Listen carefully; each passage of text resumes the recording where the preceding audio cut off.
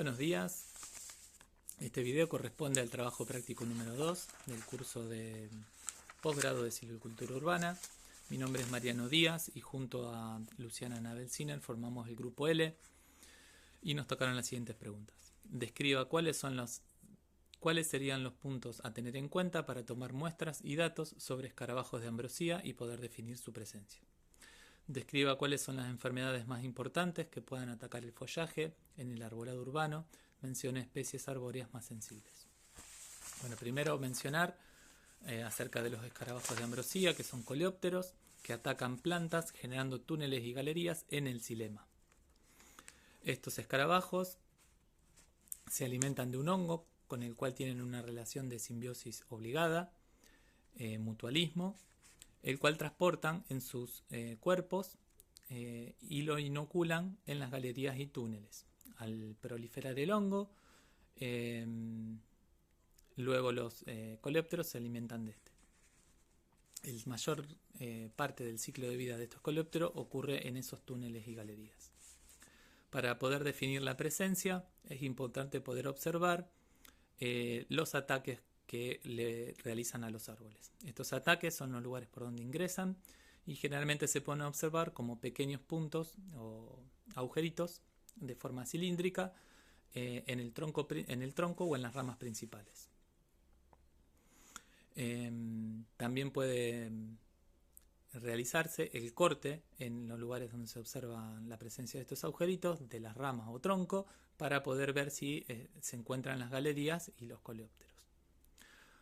Otra posibilidad es que se puedan encontrar los agujeritos y emergiendo de ellos aserrín. Esto demuestra que los escarabajos están realizando activamente los túneles y la galería dentro de estos ejemplares. Otra posibilidad es que se pueda observar en estos agujeritos la presencia de un exudado, que es gomosis, que justamente la excreta del árbol para poder controlar el ataque. Lo que busca es justamente inmovilizar a los coleópteros y poder detener, además también con este exudado, el ataque fúngico.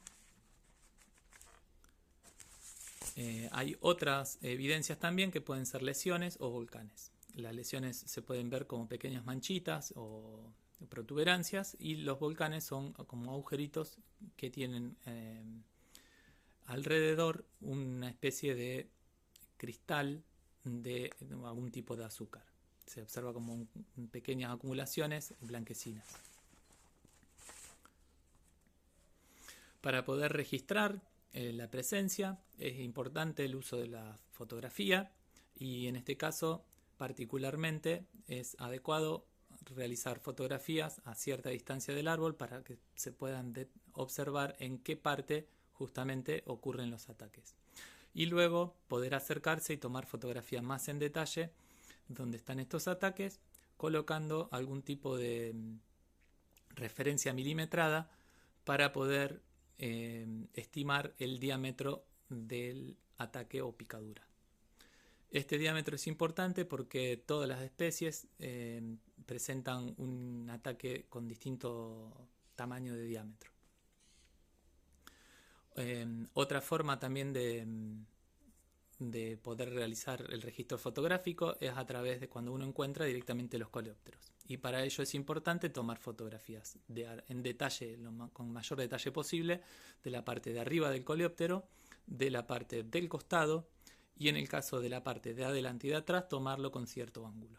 Esto favorece poder observar ciertas estructuras morfológicas para poder determinar la especie. Por otra parte, también se pueden realizar colectas. Las colectas se pueden realizar del tronco directamente, cortando un pedacito del tronco donde se realizó el ataque y envolverlo en papel madera para poder luego enviarlo a laboratorios donde lo puedan examinar. La otra posibilidad es que directamente se realice la colecta del ejemplar de coleóptero, el cual es conveniente guardar en alcohol al 96% y en lo posible en el freezer, guardarlo en algún freezer a una temperatura de -20. Esto permite mantener las estructuras para poder hacer un examen genético para determinar la especie. Por otra parte, siempre los registros hay que tener en cuenta de generar una planilla en la cual se ponga la ubicación del ejemplar, los datos de quien toma el registro, cualquier observación pertinente, en lo posible el punto de GPS, el tipo de especie afectada, el del arbolado, y otras características, por ejemplo, pueden ser el aspecto fenológico y de salud que se encuentra el árbol, o cualquier otra característica que sea de relevancia para el caso. Otra forma que se puede detectar la presencia es a través de trampas, en las cuales también se utilizan feromonas para poder atraerlos. Por otra parte, respecto a las enfermedades que pueden atacar el follaje, tenemos las producidas por hongos, en particular una es el tizón de las coníferas, cuyo signo se presenta como un quemado desde el ápice de las hojas que va hacia la base de las ramas. También lo que se puede observar en este caso es que empieza a ocurrir desde las ramas inferiores hacia las ramas superiores del ejemplar. Otro tipo de enfermedad producida por hongo es la antracnosis. Este tipo de enfermedad se presenta como manchas amarronadas necróticas o atizonamientos que afectan las hojas o ramitas u otros órganos de las plantas.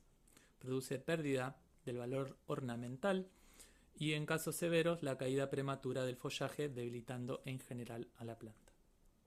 Hay distintos géneros de hongos que afectan por antracnosis, y las especies arbóreas más afectadas son los sauces, olivo, álamo, lapacho rosado, palo borracho, roble, tilos y plátanos. Otra enfermedad producida por hongos es la roya. Se presentan como lesiones o manchas cloróticas en las hojas sin llegar a necrosar. Es decir, se observan pequeños puntos amarillentos en el haz de las hojas y en el envés unas estructuras reproductivas llamadas pústulas encargadas de producir esporas y generar nuevos puntos de infección.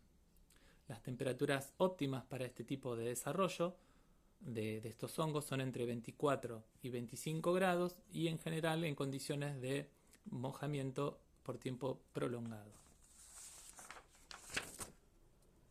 Son organismos biótrofos, por los cuales en general no se observa la presencia de necrosis, sino que va atacando el hongo progresivamente, pero sin matar o sin dañar demasiado la hoja.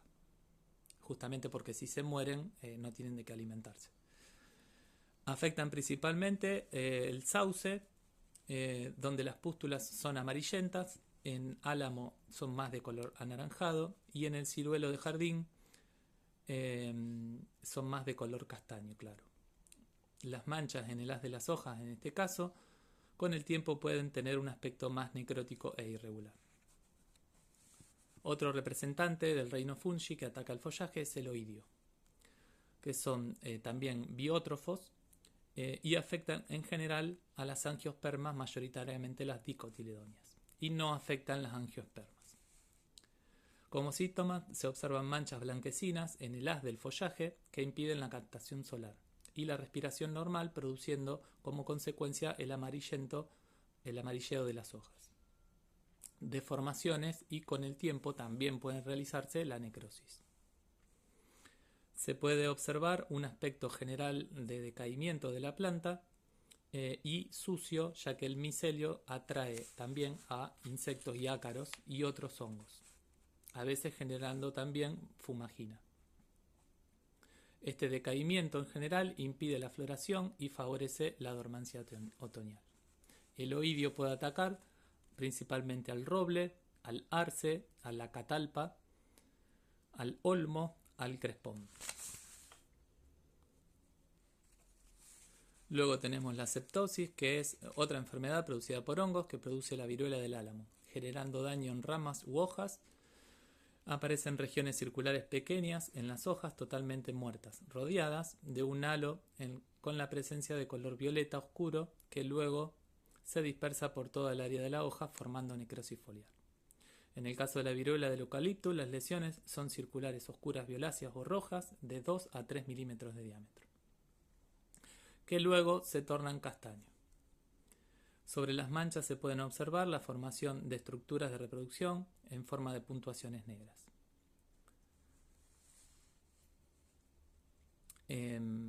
Los signos suelen parecerse a la antracnosis. A diferencia de estos, se pueden observar en las estructuras reproductivas al microscópico y de esa manera se puede determinar de qué especie se trata. La alternariosis es otra enfermedad producida por hongos en el lapacho rosado y se observan como manchas oscuras amarronadas o negras que aparecen parcialmente aisladas e irregulares y luego escualecen formando áreas necrosadas. Pueden producir la caída anticipada del follaje. Luego tenemos enfermedades producidas por bacterias. Se pueden observar en eucaliptus como manchas o lesiones del tipo atizonadas que se pueden ver también en pecíolos y tallos jóvenes y son producto de bacterias del género Pseudomonas. Otra enfermedad en el eucalipto producida por bacterias es del género Erwinia y produce el tizón apical, donde las hojas afectadas son las más apicales y luego terminan con necrosis total. En hojas inferiores y menos afectadas a veces comienza a verse una necrosis en la nervadura de la hoja que luego se expande hacia toda la lámina. Este tipo de infecciones también puede presentar cancros y mal olor.